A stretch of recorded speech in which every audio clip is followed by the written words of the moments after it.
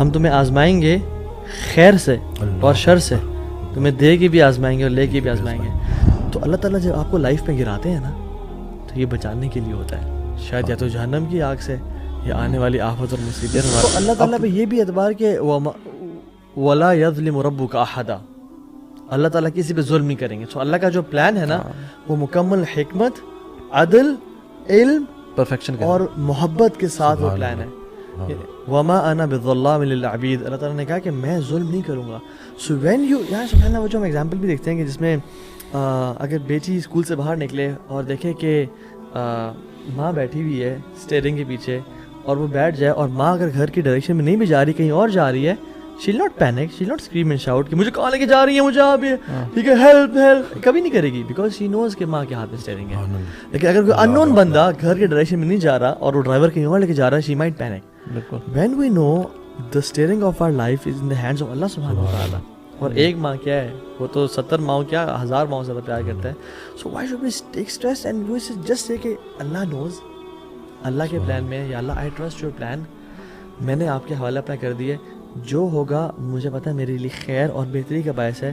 مجھے بس اپنی اصلاح کرنی ہے کہ یہ میں کہاں غلط تھا جو آپ میری اصلاح کرنا چاہتے ہیں, اور میں آپ کے قریب آنا چاہتا ہوں. تو I think دیکھیں پرابلمس تو انیویٹیبل ہے, ویل ہیو ہر قسم کی پرابلمس آئیں گی, جو سیوے شروع میں بھی کہہ رہے تھے نا کہ لائف تو ہے, اٹس پارٹ آف ٹیسٹ, آسانی ہے پھر مشکل ہے. تو ہمارا پرابلم یہ ہے کہ ہم جب ہمارے اوپر مشکل آتی ہے نا تو ہم اس کے اوپر سوچ کے اس کو اپنے اوپر اتنا طاری کر لیتے ہیں کہ we are unable to get out of this. اور یہی جو بات ہے کہ یا تو پاسٹ کا غم لے کے بیٹھ جاتے ہیں کہ میرے ساتھ ایسے کیوں ہوا, میرے ساتھ جاتی ہوئی, یا پھر constantly thinking about the future.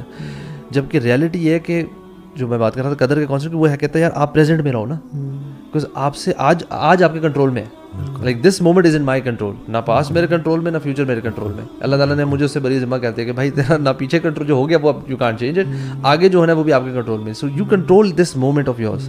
ابھی بیٹھا ہو, اگر اذان کی آواز آتی ہے تو نماز جا کے پڑھ سکتے ہو, دس از ان یور کنٹرول. آپ اگر نہیں جاتے you taken a conscious decision. اور برو پاسٹ کا سوچ ڈویل کر کے dwelling in the past you destroy your present. یعنی آپ سوچ کے سوچنے سے کوئی چینج تو نہیں ہو جائے گا. اگر سوچنے سے کوئی چینج ہو جاتا تو ہم کہتے ہیں آپ بہت سوچیں, سارا دن سوچتے رہیں کوئی چینج ہو جائے گا. بٹ جب وہ چینج نہیں ہونا, آپ اپنے پریزنٹ کیوں رون کر رہے ہو بھائی؟ مائنڈ فلنس میں آؤ, لیو دا پریزنٹ, انجوائے اٹ انشاءاللہ.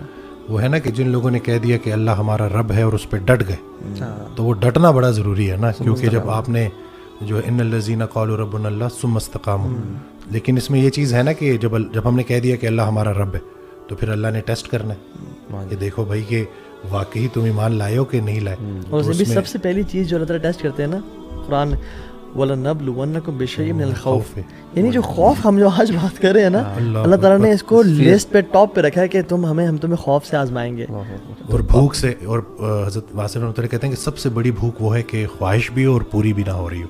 کم آرزو والا انسان پرسکون رہے گا. ایک چیز تو آپ کے ہاتھ میں ہے نا, وہ کہتے ہیں نا اتنی خواہشیں لوگوں نے اکٹھی کی ہوتی. میرے پاس ایک شخص آیا تو میں نے اس سے پوچھا کہ آپ کو انگزائٹی ڈپریشن کیوں ہوا؟ کہتے پہلے میں برانڈیڈ چیزیں لے سکتا تھا, اب نہیں لے سکتا. میں نے کہا اس کے علاوہ دیٹس اٹ. میں نے کہا نہیں اور کوئی مسئلہ؟ کہتے نہیں ابھی بھی الحمدللہ سب چل رہا ہے, لیکن پہلے جو چیزیں میں بائی کر سکتا تھا اب میری وہ نہیں رہی, بینک پاور نہیں رہی. تو اس وجہ سے میں دیکھ رہا ہوتا ہوں کہ میرے دوست نے یہ پہنا ہوا ہے, فلانے نے یہ پہنا ہوا ہے, صرف کمپیریزن کی وجہ سے. حالانکہ رسول اللہ صلی اللہ علیہ وسلم کی حدیث ہے کہ جب بھی دیکھو اپنے سے نیچوں کو دیکھو کہ دیکھو لوگ کن کن حالات سے گزر رہے ہیں. وہ نا خوش نصیب ہوا ہے جو اپنے نصیب پر خوش ہے. چلو میں آپ سے ایک سوال کرتا ہوں کہ ایک somebody, ایک ینگ لڑکا ہے, لڑکی کوئی بھی ہے, آج کل میرڈ ان میرڈ جو بھی ایک سینیریو لیتے ہیں ہم, بٹ ان کو نا یہ ایک سیویئر قسم کی انگزائٹی ہے. Most of the time during day میں وہ انگزائٹی اسٹیٹ میں رہ رہے ہیں, ٹھیک ہے, and they kind of understand, they know the problem. ان کو پتہ ہے کہ یار پازیٹیو مائنڈ سیٹ ہونا چاہیے, اللہ پہ یقین بھی ہے, ساری باتیں ان کو پتہ لگ رہی ہیں, but what are the things that they are missing out on? کیا وہ پریکٹیکل چیزیں ہیں کہ وہ کر سکتے ہیں کہ وہ اس چیز سے باہر نکلیں؟ دیکھیں استاد کا ہونا بہت زیادہ ضروری ہے, ایک سائیکالوجسٹ, اور وہ بھی جو اس کے پاس میڈیکل نالج بھی ہو, اور میں تو دیکھ رہا ہوں کہ اور اسلامک نالج بھی ہو. جس طریقے سے وہ بہترین طریقے سے گائیڈ کر سکتا ہے نا, ویسا کوئی دوسرا نہیں کر سکتا, کہ جو کاؤنسلنگ بھی جانتا ہو اور اس کے پاس دین کا علم بھی ہو. کیونکہ یہ گھما پھرا کے بات وہیں پہ آتی ہے کہ یہ خیالات, شیطان ہماری رگوں میں خون کی طرح دوڑتا ہے, وسوسہ دیتا ہے, اور وسوسہ ہی اس کی طریقہ واردات ہے. تو کوئی بھی بندہ جو اس کی کاؤنسلنگ کر رہا ہے, میں ایک چیز جو بڑی انجوائے کرتا ہوں, اور یہ میں بڑی اوپنلی بات کر رہا ہوں, کیونکہ میں نے ایک چیز نوٹ کی نا کہ میں بیچ میں نا بات کرتا تھا، پیشنٹ آتا تھا، جب وہ بولنا شروع تھا تو میں نے کیا کیا، میں نے چھوڑ دیا ان کو 15-20 منٹ وہ جو کچھ انہوں نے اکٹھا کیا ہوتا تھا. بلکہ میں پھر اب یہ بھی کہنے لگا ہوں کہ آپ کو جو جو خیالات آتے ہیں آپ اس کو لکھ لیں. اور وہ جب آتے ہیں اور جب وہ صرف بتانا شروع کرتے ہیں، جو ہے نا وہ جو اچھا سوال ہے نا وہ بھی آدھا جواب ہوتا ہے. تو وہ جب بولتے ہیں اور پھر جب ان کو اس کا جواب ملنا شروع ہوتا ہے، ذہن کھلتا ہے، بہتر محسوس کرتے ہیں. لیکن 1-2 مہینے کے بعد پھر تھوڑا سا ڈاؤن فیل کرتے ہیں. تو انگزائٹی کے پیشنٹس کو یہ چیز سمجھنی ہوگی کہ اوور نائٹ چیزیں ٹھیک نہیں ہوتی. اگر وہ بیماری آپ کو اللہ کے قریب کر رہی ہے تو وہ آپ کے لیے اللہ کا سب سے بڑا انعام ہے. آپ یہ دیکھیں کہ آپ جا کس طرف رہے ہو. ہم کیا سمجھ رہے ہوتے ہیں، ہم کہہ رہے ہوتے ہیں کہ نہیں یہ بیماری مجھے ہو گئی ہے تو پتہ نہیں اللہ مجھے کسی سزا میں اس نے ڈالا ہوا ہے. دیکھیں ہم اصل میں دنیاوی طور پہ بڑا دیکھ رہے ہوتے ہیں. آئی بلیو کہ ہمیں کوئی بھی دنیاوی، جیسے ہم نے کہا نا وہ برانڈ والی جو اگزامپل دی، ہمیں کوئی بیماری ہوتی ہے، کوئی پریشانی ہوتی ہے نا، ہم سب سے پہلے دنیاوی طور پہ دیکھتے ہیں کہ میری دنیا کتنی چھٹ رہی ہے اس سے، and that causes us lot of tension and پریشانی. ہم نے یہ بھی کانسیپٹ بنا لیا ہے کہ اگر مجھے دنیا ملتی جا رہی ہے تو اس کا مطلب اللہ مجھ سے راضی ہے، اور دنیا مجھ سے چھین رہی ہے تو اس کا مطلب شاید اللہ مجھ سے راضی نہیں. جبکہ بہت فلاٹ کانسیپٹ ہے یہ. ایون قرآن میں تو یہ بھی آتا ہے کہ بلکہ وَنَبْلُوكُمْ بِالْخَيْرِ وَالشَّرِّ فِتْنَةً، ہم تمہیں آزمائیں گے خیر سے اور شر سے، تمہیں دے کے بھی آزمائیں گے اور لے کے بھی آزمائیں گے. اور اکثر لوگ دینے والے آزمائش میں فیل ہو رہے ہوتے ہیں.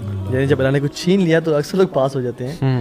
اور حدیث میں تو آتا ہے کہ اللہ تعالیٰ مَن یُرِدِ اللَّهُ بِهِ خَیْرًا یُوسِب مِنْهُ او یوسب مِنْهُ، اللہ جس سے خیر کا ارادہ کرتے ہیں نا اس کو پریشانیوں میں ڈالتے ہیں.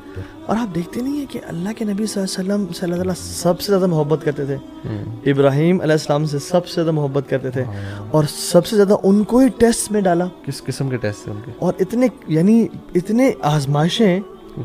وہ ابراہیم الذی وفا، ابراہیم کو جب بھی ہم نے آزمایا اس نے وفاداری کی. سو حدیث میں آتا ہے اشد بلاء علی الانبیاء، سب سے زیادہ مصیبتیں انبیاء پہ آئی ہیں. سو جب اللہ تعالیٰ نے نبی علیہ السلام کو آزمایا، اپنے سب سے پیارے کو، ایک ہی سال میں ان کی بیوی بھی لے لی اور چچا بھی لے لیے. مکہ والوں نے نکالا، اس کے بعد شیب ابی طالب میں ان کو چمڑے کھانے پڑے، گھاس کھانے پڑے. یار 5 بچوں کے جنازے، 5 بیٹوں کے جنازے، یعنی بیٹیوں کی بھی جنازے، ام کلثوم اور رقیہ کا جنازہ، ٹھیک ہے. اور بدر کے جس دن فتح ہوئی اس دن ام کلثوم کی ڈیتھ ہوئی تھی. تو وہ کہتے ہیں it's a great day of happiness and sorrow as well. یعنی پھر آپ کے دانت شہید ہوئے، پھر آپ کے حمزہ چلے گئے، آپ کے مصعب بن عمیر چلے گئے، آپ کی اولاد جا رہی ہے، آپ کو منافقین بغاوت کر رہے ہیں. کچھ منافقین اندر ہیں جو ایکسکیوزز دے رہے ہیں اور کہہ رہے ہیں وہ تمہارے مال خرچ کرنے سے کچھ بھی نہیں ہوگا، اور محمد صلی اللہ علیہ وسلم آپ کو کچھ لوگ چھوڑ چلے جائیں گے. اور احزاب آ رہے ہیں آپ پہ اٹیک کرنے کے لیے، اور آپ جو ہے نا خندق کھود رہے ہیں اور پیٹ پہ 2 پتھر ہیں. یا اللہ اتنی مشکلات، لیکن کیا اللہ تعالیٰ اللہ کی سے نفرت کرتے والے اعوذ باللہ؟ تو اللہ تعالیٰ جب آپ کو لائف میں گراتے ہیں نا تو یہ بچانے کے لیے ہوتا ہے، شاید یا تو جہنم کی آگ سے یا آنے والی آفت اور مصیبت سے.